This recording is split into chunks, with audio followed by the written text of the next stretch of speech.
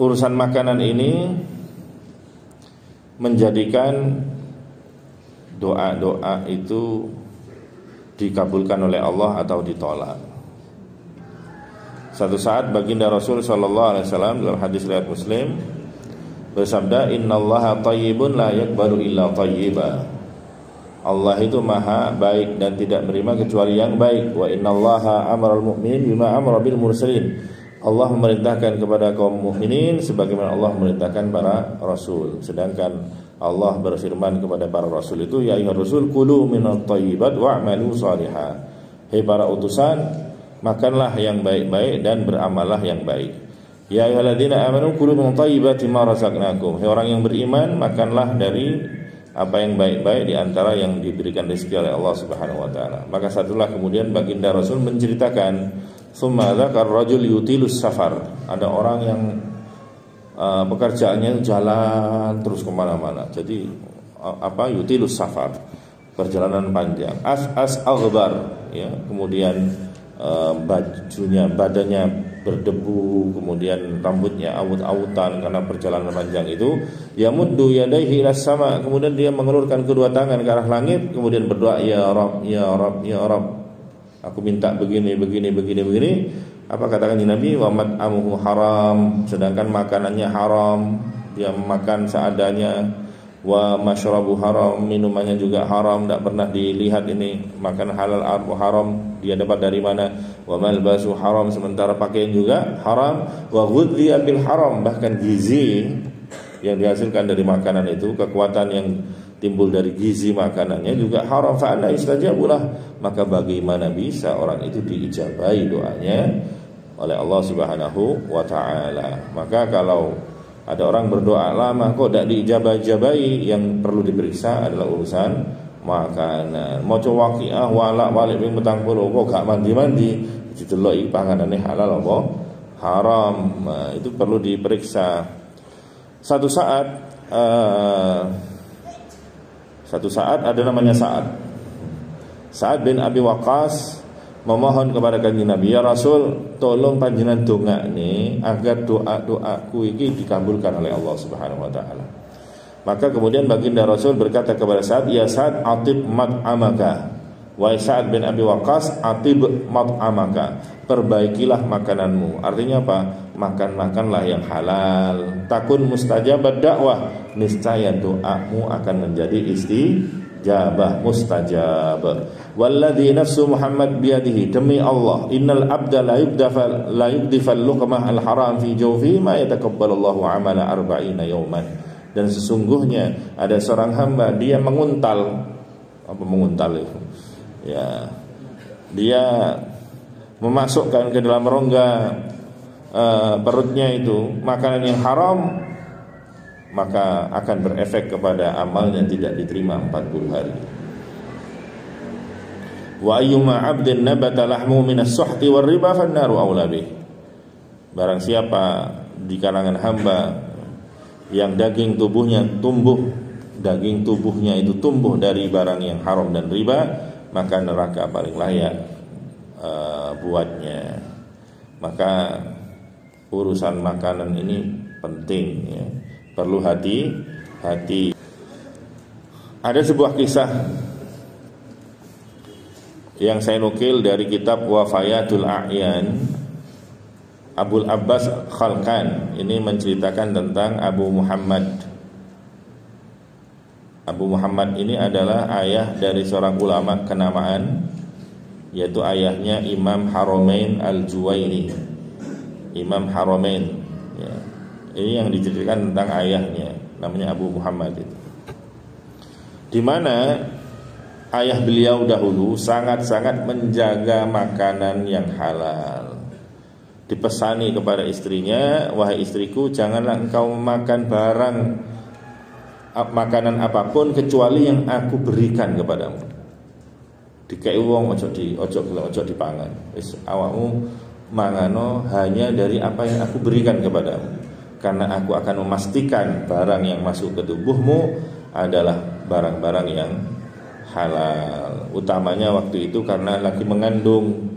Pada waktu mengandung jangan sampai makan makanan yang halal, nanti akan ya bayinya itu akan mengambil gizi dari makan-makan yang masuk ke perut ibunya, dan itu akan berbahaya. Nah, satu ketika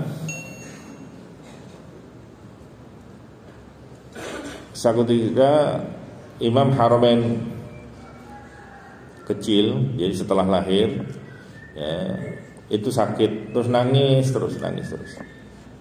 Kemudian ibunya mungkin ada keperluan apa gimana, sebentar keluar. Karena melihat ada anak kecil menangis terus, tetangga yang lewat di depan rumahnya kasihan.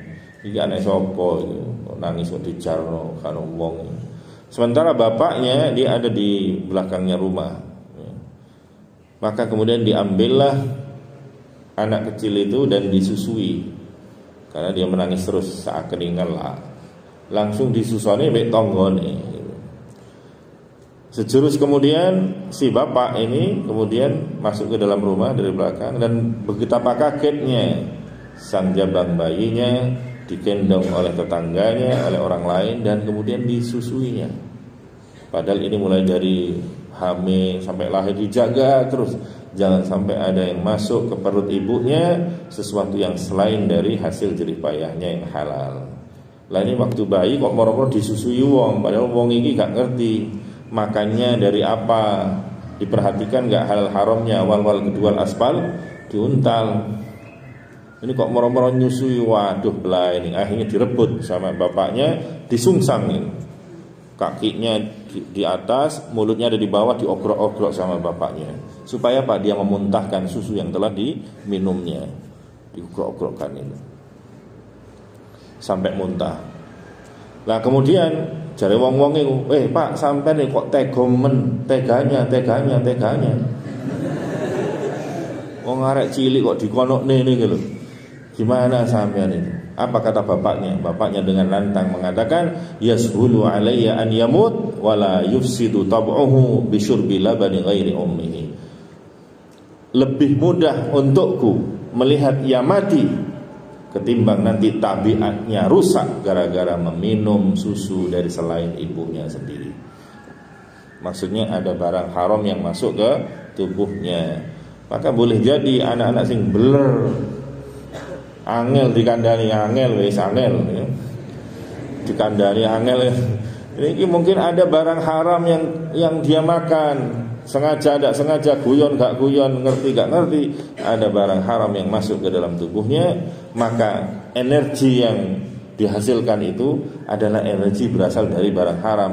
Kalau energi berasal dari barang haram, tentu energinya akan menariknya untuk berbuat kemaksiatan, lek melanggar sergap, lek sholat jamaah kendo, ngaji kendo, dongo kendo, sholat kendo. Kenapa? Karena energi yang ada itu adalah berasal dari barang haram.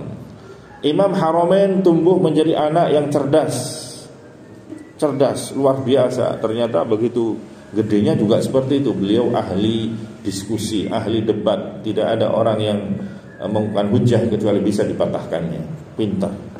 Cuma sayangnya ada catatan.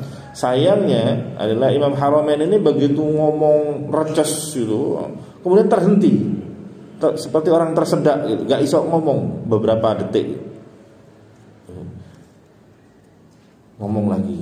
Sehingga orang-orang bertanya, wahai Imam Haramain, panjenengan ini kalau ngomong dalam debat diskusi Anda mengumumkan hujah yang begitu runtut seperti itu, sistematis, kemudian Anda terdiam sejenak itu, seakan-akan sampai tidak bisa ngomong.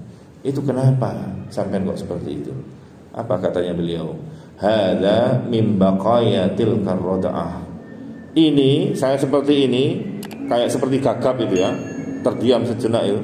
Ini karena sisa dari susu yang aku minum dulu dari susunya tetanggaku.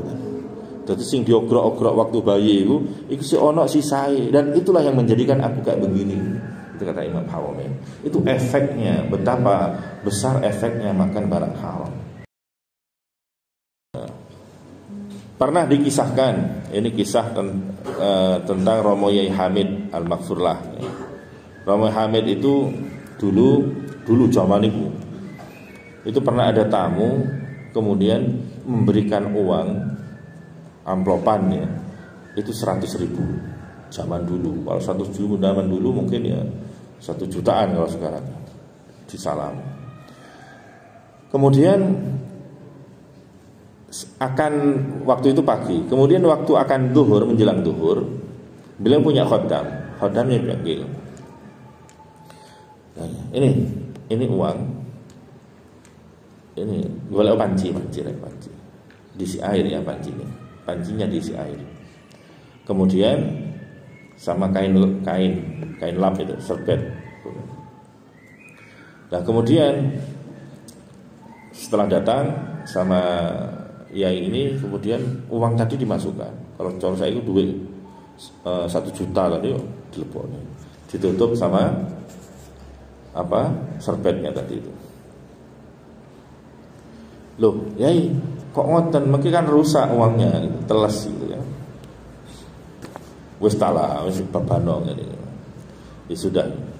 Kalau dulu 10.000 itu uang 1000-an itu sudah banyak ya. Kalau sekarang ya uang 1 juta berarti 100.000-an, ya 10 jajar-jajar dilepok nih. Wis tutupan nih, tinggalan wis ayo jamaah gitu. Nah, kemudian setelah sholat, kemudian diutus khatamnya tadi, ambilan tadi bukaan kainnya tadi itu ya, yang ada di panci tadi. Kemudian larilah si khatam ini melihat panci dan isinya dibuka. Begitu kagetnya khatam ini karena melihat ternyata tidak hanya rusak, tapi begitu dibuka baunya busuk. Seperti telur bonor. Telur yang busuk itu. Akhirnya dia datang, kemudian laporan sama Kiai Hamid, Romo Yai, niku wau pancine ya wis babano gua aneh. Belum dia ngomong selesai sama ya wis gua aneh. Maka kemudian Romo Yai ngomong sama si khodam tadi, ya wis gua aneh. Sing penting weruwa. Ya ngono iku rupane duit haram. Yen iku dipangan ndek jero awak ya kok dadi ngono iku. Bahkan menjadikan penyakit dan akan menjadikan mudarat dunia akhirat. Maka jangan main-main dengan makanan haram ya. Makan haram, maka santri lek sampean wis mulih engko hati-hati kerja ya. Jangan sembarang kerja. Kerja itu yang penting halal. Jangan dari menipu, mengurangi timbangan, atau ya yang lain-lain.